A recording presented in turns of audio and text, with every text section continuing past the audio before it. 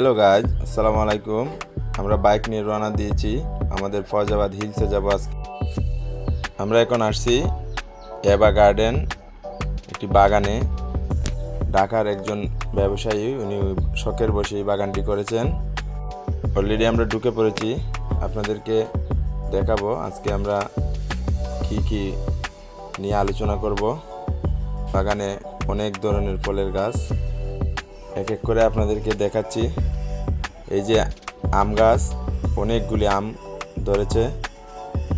প্রতিটির ওজন 1.5 থেকে 2 কেজি, 1 কেজি পর্যন্ত আছে। প্রতি কেজি 200 টাকা করে বিক্রি করা হচ্ছে। একদম ফরমালিন মুক্ত আম।